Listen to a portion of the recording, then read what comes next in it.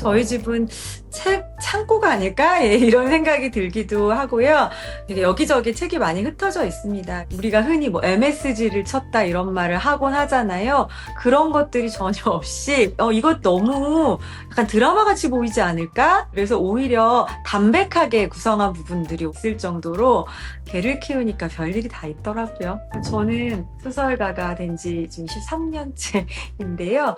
그 오랜 동안 정말 마지막까지 변하지 않았으면 좋겠는 약속이 딱 한 가지가 있어요. 안녕하세요. 저는 소설 쓰는 정희연입니다. 만나 뵙게 돼서 반갑습니다. 서재라고 하기가 참 어려운 것이 집 전체가 사실은 책을 보관하기 위한 공간인 것 같아요. 그만큼 사실은 책을 이고 지고 살고 있는 사람이에요. 그래서 작업 공간이라기보다는 저희 집은 책 창고가 아닐까? 예, 이런 생각이 들기도 하고요. 되게 여기저기 책이 많이 흩어져 있습니다. 그래서 지금 제가 이제 작업하는 공간에 있는 서재만 한번 잠깐 보여드릴게요.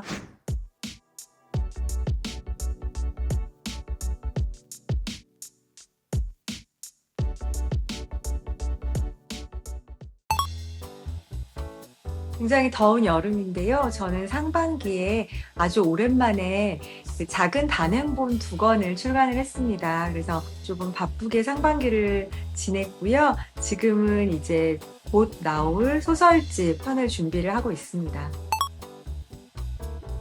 어린 개가 왔다는 제가 8년 만에 낸 산문집이에요. 그런데 제가 그 전에 낸 산문집 중에서도 이렇게 생활 산문이라고 할 만한 산문은 처음 써본 그 자연인으로서의 제가 좀 많이 드러나 있는 그런 산문입니다.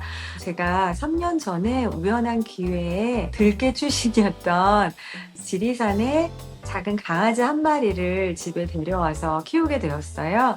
그런데 저는 개를 만지지도 못하는 사람이었거든요. 그래서 개를 만지지도 못하는 사람이 사람과 만나본 적 없는 그 어린 개와 둘이 좌충우돌하면서 어떻게 3년의 시간을 보냈는지 그리고 보내고 있는지에 관한 사랑하는 대상에 대한 책입니다.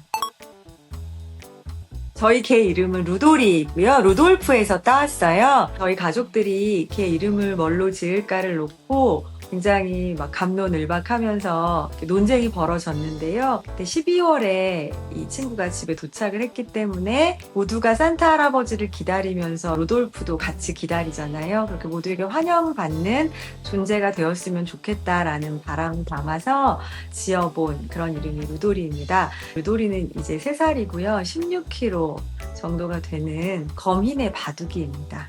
시고르 자부종이라고 많이 하는 한국의 농어촌에서 많이 발견이 된다는 그런 믹스 개입니다.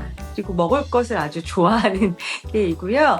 MBTI라고 하면 앞자리가 분명히 E가 아니라 I가 아닐까, 조금 낯을 가리고 샤이한 구석도 있는 개입니다. 그리고 무엇보다 저에게 제가 그동안 존재하는지도 몰랐던 굉장히 커다란 깊은 사랑을 주는 그런 존재입니다. 자연스럽게 제 발치에 와서 만져달라고 하기도 하고요. 아니면 아무것도 하지 않는데 그냥 제 발 밑에 와서 또 이렇게 잠자기도 하고, 자기가 요구하는 게 있을 때는 제 무릎에 이렇게 턱을 딱 대고 되게 애처로운 눈빛을 보내기도 합니다. 소설처럼 보였으면 좋겠다고 전혀 의도한 바는 없고요. 사실은 연재를 했었던 산문이에요. 루돌이와 제가 서로에게 적응을 못하고 서로 굉장히 힘들었었던 시절에 울면서 시작을 했었던 글이에요. 그래서 다른 것들을 염두에 둘 겨를조차 없었고 그저 이 힘듦을 글로 좀 정리하고 승화되면 좋겠다라는 바람으로 시작한 글이었고, 그래서 초반에 글을 보면 제가 얼마나 그 부적응으로 힘들었는지에 대한 그런 것들이 토로의 형식으로 들어있어요. 시간이 지나면서 굉장히 자연스럽게 루돌이와 제가 친해졌고, 루돌이한테도 또 여러 가지 일들이 있었고, 그것을 함께 극복해가는 과정이 있었거든요. 그런 정말 삶의 과정들이 어떻게 보면 소설이 아님에도 불구하고 그렇게 서사적으로 느껴지시는 것 같더라고요, 독자분들에게. 그래서 저는 삶이 소설보다 소설보다 더 서사적일 수 있구나라는 그런 생각을 합니다.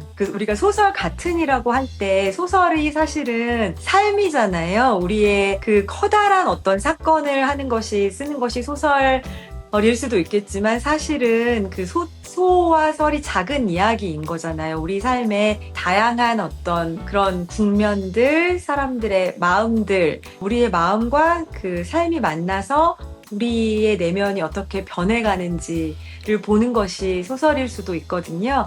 그렇게 생각을 했을 때 그 소설적인 구성이다, 소설적인 느낌이다라고 하면 그렇게 맞으실 수도 있을 것 같습니다. 그런데 정말로 여기 안에 일어나던 에피소드들은 우리가 흔히 뭐 MSG를 쳤다 이런 말을 하곤 하잖아요. 그런 것들이 전혀 없이 정말 오히려 일어났던 일이 이것 너무 약간 드라마 같이 보이지 않을까? 너무 극적으로 보이지 않을까? 그래서 오히려 담백하게 구성한 부분들이 있을 정도로 개를 키우니까 별일이 다 있더라고요.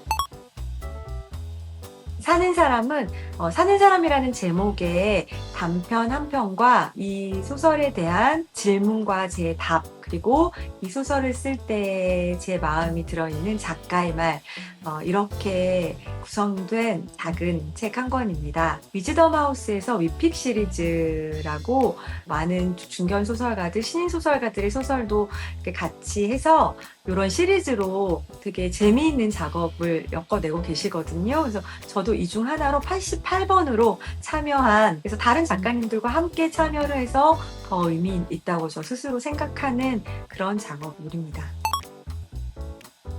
제가 이것은 먼저 질문을 드리고 싶은데요. 사는 사람이라는 제목을 들으면 어떤 사람이 떠오르시나요? 여기에 따라서 저는 그 답을 해주시는 분이 그런 분이구나 이렇게 오히려 제가 알게 돼요. 사는 사람 하면 뭐가 떠올라? 그러면 당연히 삶을 살아가는 사람이다. 이런 분들이 계시고요. 그 다음에 저희 아이들 같은 경우에는 당근마켓에서 물건을 사는 사람, 파는 사람의 반대인 사는 사람이 떠오른다. 그 다음에 거주하는 사람, 아파트에 사는 사람, 단독주택에 사는 사람, 서울에 사는 사람, 이렇게 거주하고 있다는 의미의 사는 사람도 또 떠올려 주시더라고요. 이렇게 세 가지 의미가 다 담겨 있으면 좋겠다라고 생각해서 지은 제목이 사는 사람입니다. 그리고 그 이야기들이 사실은 다 나와요. 등장인물을 만들 때는 저는 쓰기 전에 그 인물에 대해서 굉장히 오랫동안 마음속에서 그 인물을 만들고 나서 같이 살아가요. 특히 이 사는 사람의 경우에는 마치 장편의 인물들인 것처럼 몇 년 동안 담이라는 인물을 제 안에서 생각했어요. 그래서 수박을 뱉는 장면은 한 3년 전 정도부터 그 장면을 생각을 했고, 어떻게 하면 그 수박을 삼킬까? 삼키지 않을까? 삼키지 않는다면 어떤 방법이 좋을까를, 그것이 다미에게 어울릴까를 생각하며 수박에 대해서도 생각을 하게 되고, 그 다음에 수박이 있는 공간에 대해서도 생각을 하게 되고, 그 공간에 있는 사람들에 대해서 생각하게 되고, 그러면 자연스럽게 다미 주변 사람들, 주변 환경에 대해서도 생각을 하게 되면, 다미는 이런 사람들과 함께 이렇게 자라온 사람이구나. 그런 것들도 이렇게 거꾸로 다미라는 사람이 또 알게 되기도 하죠.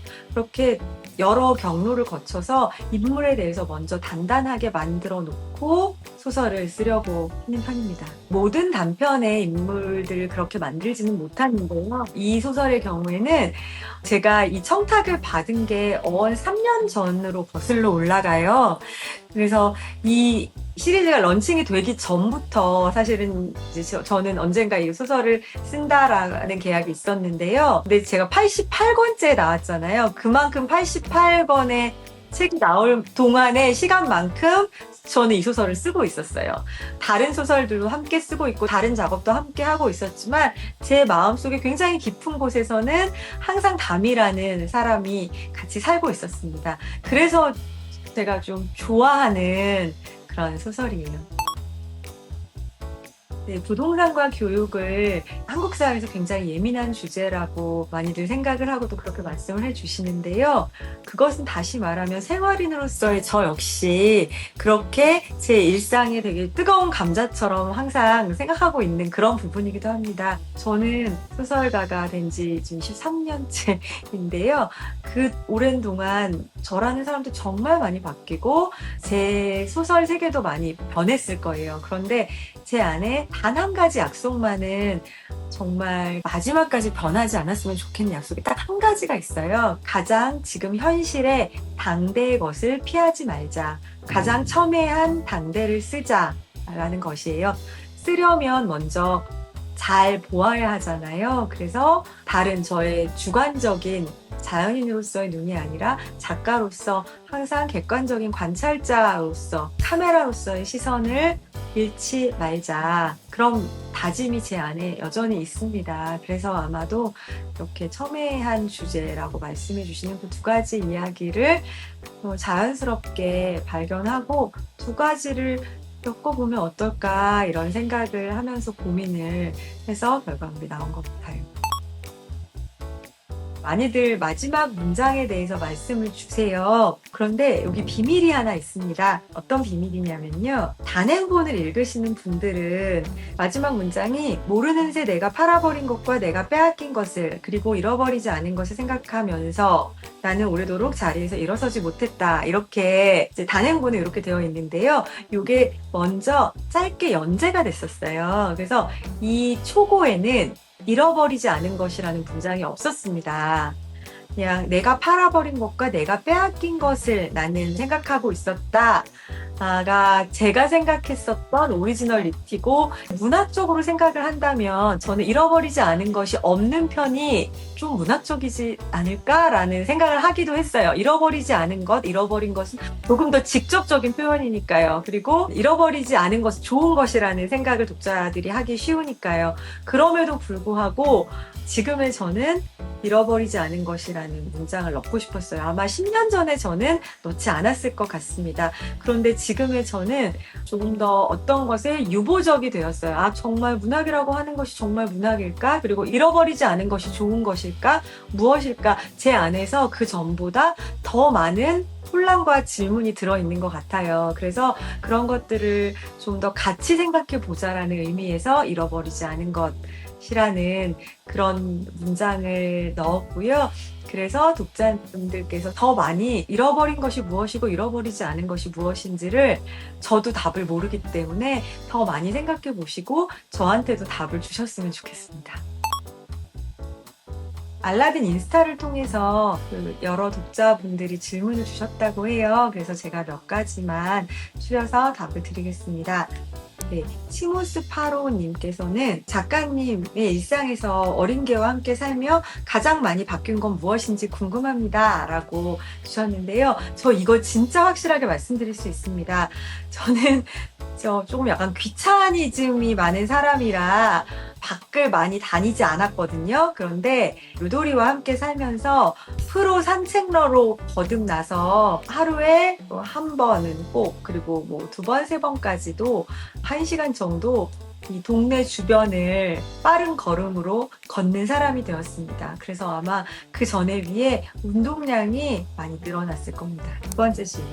호진님께서 해주셨는데요. 동물에 관한 산문을 쓰는 일이 어떠셨는지 궁금해요. 소설 쓰기와는 분명 다를 것 같아서요. 라고 해주셨습니다. 네, 소설 쓰기하고 정말 다르더라고요. 특히 이 두 작업이 거의 동시에 병행이 되었어요. 그리고 이제 뭐 다른 장편 작업도 같이 소설을 쓰면서 이제 산문을 같이 연재를 하는 방식으로 이제 작업을 했는데요. 소설 쓰기가 너무너무 사실은 고통스럽고 머리를 쥐어뜯을 때 아, 맞아, 나 산문 써야지라고 탁 스위치를 바꿔 끼면 사실은 훨씬 저 스스로도 즐겁고 막 쓰면서 웃기도 하고 손가락의 속도가 훨씬 빨라지더라고요. 그렇게 저는 소설 쓰기가 힘들 때 산문 쓰기는 저한테 주는 작은 선물 같은 그런 느낌으로 작업을 했었던 것 같습니다. 지리리님께서는 작가님은 뭔가 찐 덕질 또는 의외의 취미가 있으실 것 같아요. 그리고 그게 작품에 킬포 영감을 주는지도 궁금합니다. 라고 하셨습니다. 그런데 저는 10대 이후에는 덕질을 한 번도 해본 적이 없는 사람이에요. 그래서 주변에 덕질이나 취미 부자들도 되게 많거든요. 그런데 저는 그들을 관찰하면서 저 사람은 왜 저걸 저렇게까지 좋아할까? 그리고 왜 저렇게 또 저렇게 취미를 바꿔서 계속 몰입을 할까를 궁금해하는 사람이라서 이것이 저의 그 특이점인 것 같습니다. 그래서 오히려 그런 분들을 보면서 킬포 영감을 얻어요. 우리 릴린 누우님께서 질문을 주셨습니다. 작가님께서는 루돌이 외에도 이렇게 경험을 통해 내 세상이 넓어졌다라고 느꼈던 기억이 또 있으신지, 있다면 무엇일지 궁금합니다. 라고 해주셨어요. 저는 소설을 쓰면서 세상이 넓어진 경험을 하는 것 같아요. 저는 사실은 소설을 위해서 이런저런 경험을 해보자라는 사람이거든요. 소설을 만약 쓰지 않았다면 저는 그냥 되게 조용히 그 작은 바운더리 안에서 맛있는 거 먹으면서 되게 행복하게 자족하면서 이렇게 사는 사람이었을 것 같아요. 그런데 소설을 쓰기 시작하면서 예를 들어 팟캐스트 진행을 해본다든지 라디오 패널이 되어서 고정 출연을 해본다든지 그런 일들을 하는 것이 내가 하는 이런 직접 경험이 언젠가는 소설에 도움이 되지 않을까. 내가 이게 소설에 그런 인물이 나온다면 이것을 좀 자연스럽게 묘사할 수 있지 않을까라는 그런 바람으로 오히려 다른 일들을 하는 것 같아요. 그래서 내가 이런 일들을 왜 하지? 내가 왜 했지라고 생각해보면 궁극적으로는 그 안에 소설이 있었어요. 소설을 잘 쓰기 위해서 그런 경험들을 합니다. 그리고 또 질문을 주셨는데요. 사는 사람의 작가의 말에서 언급했던 두 주인공이 함께 눈을 맞는 장면이 어린 개가 왔다 해서 눈밭에 발을 디디는 루돌이와 작가님의 모습이 오버랩되어 정말 좋았습니다. 혹시 어린 개가 왔다 해서 작가님이 좋아하시는 장면이나 챕터가 있는지 궁금합니다. 라고 해주셨어요. 와, 이 두 개를 연결을 시키시다니 정말 너무 감사드립니다. 저도 사실은 의식하지 못했었던 그런 부분이에요. 근데 둘 다 제가 너무 좋아하는 부분이에요. 사는 사람에서는 가장 좋아하는 부분을 누가 묻는다면 그 눈 올 때 다미와 소정원이 거기 같이 서 있어서 각자 따로 눈을 보는 그 장면을 가장 좋아하거든요. 그래서 그 장면이 떠오르고요. 어린 개가 왔다 해서는 그 아까 말씀 주신 그 개가 눈을 맞는 부분도 좋아하는데 그래도 꼭 한 장면을 뽑아야 한다면 두 개 뽑으면 안 될까요? 두 장면을 뽑아야 한다면 하나는 저희 산책을 못하게 된 루돌이가 너무너무 어렵게 다시 산책에 성공하게 되는 장면이 있어요. 근데 정말 그것은 저 개인적으로도 너무 힘들었고 그랬지만 정말 감동적인 그런 날이었기 때문에 그 날의 기록을 꼭 기억을 하고 싶고요. 또 한 가지는 이제 마지막 부분인데요. 제가 이 산문집을 다 써놓고 마지막 결말 부분을 어떻게 맺어야 하는지를 너무 어려워서 루돌이가 발견되었던 전남 구례에 루돌이를 데리고 가보았어요. 그래서 그 루돌이가 발견된 그 주소에 가본 그날의 일들이 담겨 있어요. 그랬더니 그 주소가 밭이더라고요. 그래서 루돌이는 밭에서 왔구나. 그것을 알게 되었어요. 그래서 그날의 일을 기록한 그 장면도 제가 좋아합니다. 올해 정말 제가 의도했었던 것은 아닌데 어떻게 보면 몇 해 결과물들이 많이 나오는 그런 해입니다. 무엇보다 지금 아마 9월 초에 제 4번째 소설집이 출간이 돼요. 상냥한 폭력의 시대 이후 9년 만에 소설집이라고 편집자님이 알려주시더라고요. 상냥한 폭력의 시대도 그 삼풍백화점에 들어있던 오늘의 거짓말 이후 9년 만에 나왔었는데 또 9년 만이라고 얘기를 들었어요. 그래서 제가 너무 부지런하게 단편을 쓰지 못했구나. 이런 반성도 많이 하면서 지금 굉장히 열심히 단편집 준비를 하고 있습니다. 그래서 저는 좀 뜨거운 여름을 보내고 있어요. 올 여름이 진짜 덥잖아요. 항상 이렇게 여름이 더웠나? 라고 그렇게 생각이 들 정도로 더운데요. 늘 여름은 더웠던 것 같아요. 여름 지나갈 거니까 지나가는 시간 치열하게 그리고 되게 많은 경험과 기억을 남기시면서 행복하게 보내셨으면 좋겠습니다. 그리고 그 틈틈이 정말 올해 한국 출판기에 너무 좋은 책들이 쏟아져 나오더라고요. 그래서 책과 함께 그 여름 보내셨으면 좋겠습니다. 그리고 제 책도 같이 읽어주시면 감사하겠습니다.